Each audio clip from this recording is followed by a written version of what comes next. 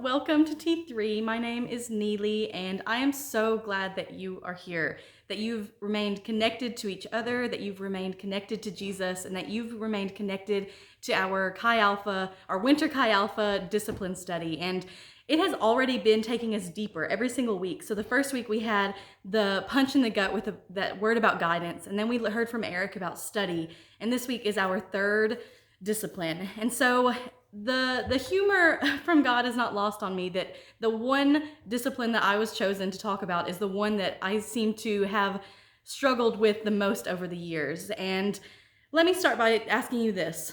What is the first thing you think of, or what do you think when I say the word submission? Think about it for a second. What's the first thing that comes to your mind? Is it honor? Or maybe something a little less healthy like fear? Or maybe you don't know what you think about submission. Maybe you've never thought about submission before. And I would say that regardless of what you think about submission when I say that word, it's unlikely that you first think about God's initial intention for submission in our lives. My first interaction with submission was my junior year of college. I was returning from a spring break mission trip with Jonathan, and if you've been on one of our spring break mission trips, just drop a AO down in the comments because it is one of the most exciting things that we do. And I know that you guys look forward to it, and you know that they're incredible. And the way that we do them is unique and they're exciting. We send out these teams across the Southeast, and the things that we get to experience are life-changing. And had it been up to me as a junior in college, they would not happen. That's right, I would have been the Grinch who stole spring break. Not because I don't love you guys, but because the day that Jonathan asked me about it, the day that he shared the vision about what spring breaks would be to that 20-year-old stubborn college kid, I just sat there and cried because I didn't have vision. I didn't have an idea of what it would look like, and the idea of stepping into the unknown, even though I was being led by somebody I trusted, was terrifying to me. And I was really unwilling to submit. And could you imagine where we would be as our Chi Alpha if I had not eventually submitted to that idea and we didn't do spring breaks the way that we did? And I was stuck in a wrestle, in a bit of a disconnect. And this is what a lot of us experience with submission. This is the disconnect that culture says, okay, don't yield, don't submit, don't let go. To submit is to fail. But God says to submit is to experience freedom, to let me take care of things and that you don't have to. It is really that just juxtaposition, that confusion that we live in, where we're living in the world but not of the world, right? And so that is something that we all kind of struggle with and that we wrestle through. So moving forward though, we have to consider, what is submission practically? Okay, you've painted the picture of how it can be challenging and how the world makes it confusing, but then what is submission really? What is it not? And then maybe what does that mean for our lives day to day, right? So first I want to establish that to have a lack of submission is to, in essence, have a lack of grace, a lack of honor, a lack of respect for people in our lives, and sometimes even a lack of those things for God and for the authority that He puts in our lives. That's what lack of submission looks like. But the presence of submission means that we walk in the freedom of not having to have everything go the way that we want it to go. To have the freedom of letting God be God, letting Him be the boss and take care of things. There's freedom in that, not bondage or not heaviness. There's freedom when we submit to Him leading our lives.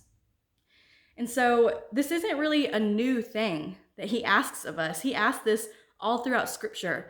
And it's really, really important that we see it. And so in the life of Peter, in John 21, starting in 17, we see a conversation happening between Peter and Jesus Himself about the same idea.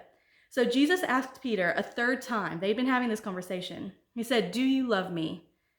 Peter responded, "Lord, you know all things. You know that I love you." Jesus then said to him, "Feed my sheep.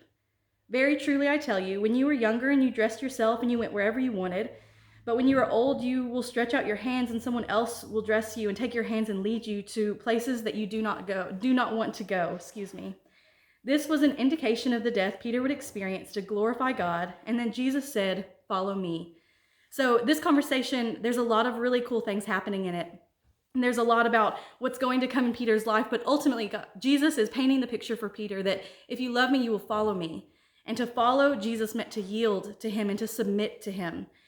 I don't know if you paid attention whenever you're reading in scripture, but the life of a disciple was not an easy life, right? They left their home, they left their comforts, they left their jobs, and nothing about what they did was easy. They saw their best friend killed on the cross, and then they themselves experienced some pretty terrible deaths in the end. It wasn't easy, but there was freedom in their lives when they submitted to Christ. In the same way that there was freedom for all of us for eternity when Christ submitted to his Father in his death.